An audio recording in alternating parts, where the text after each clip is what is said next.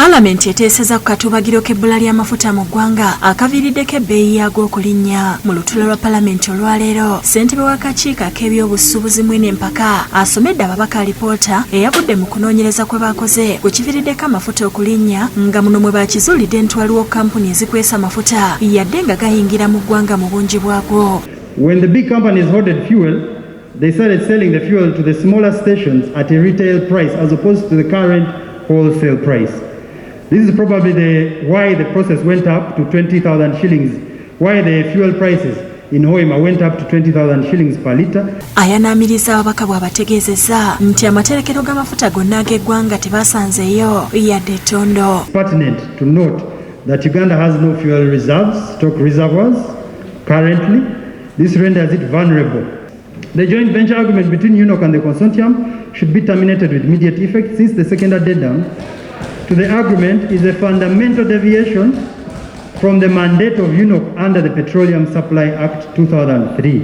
Ababaka nga bakulembeddwa amyuka Speaker Anita Among Benjamin Denora Ministry ey'ebyamasannyalaze n'obugagga obw'ensibo okulemererwa okukozesa etteeka erya Supply Act okulwanyisa ebikolwa eby'okukweka amafuta. This Parliament made for you an act, that is Petroleum Supply Act of 2003, where you have the powers to act on those who are holding fuel. And similarly, Kenya elections are due this year, which may have a repeated effect. Therefore, government should fast-track the construction of the Kampala storage terminal, which is to store about 6 million litres of fuel, as this would treat the issue of the obsolete oil reserves in Jinja.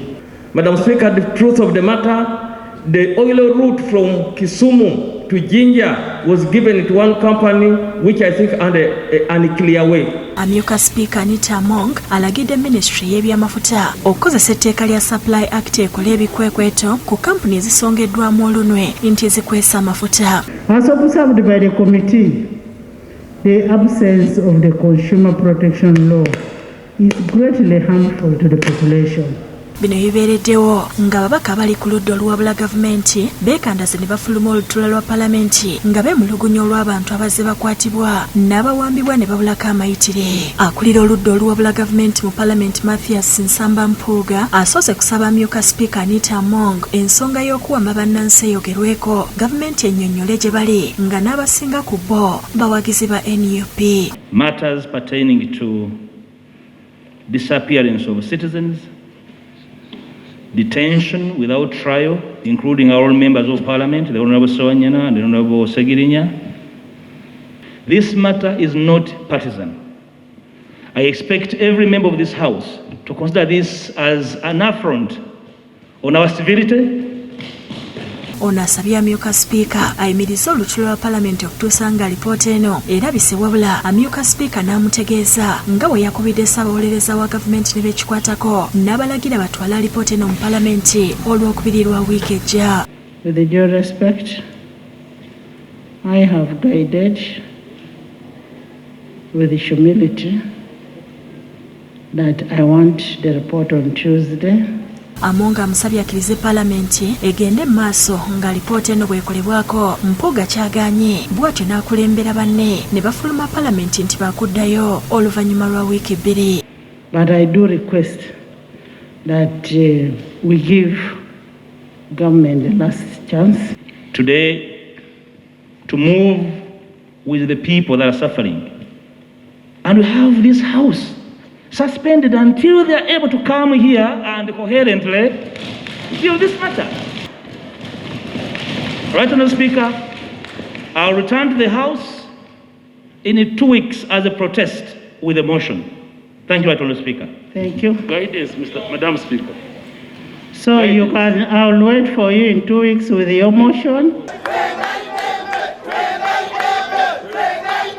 Olufulumye Palamenti batudde ku madaala. Mpuuga n'ategeeza nti wiiki ebbiri bwe zinaggwako baliko ekiteeso kye bateekateeka wateekebwewo akakiiko akeetengeredde okunoonyereza ku kiwamba bantu n'abakiri emabega bakangavvulwe. Ababaka ba Palamenti okuli Francis Zaake, Aloysius Mukaso wa Lubaga South, Nkunyingi Muwada n'abalala boogedde ku kibaddewo. Ebya sipiika tetukkaanya nabyo kubanga buli kaseera bibadde bigambo babadde basuubiza. Tulumirwa Abannayuganda bonna abakwatibwa nga tebalina misango.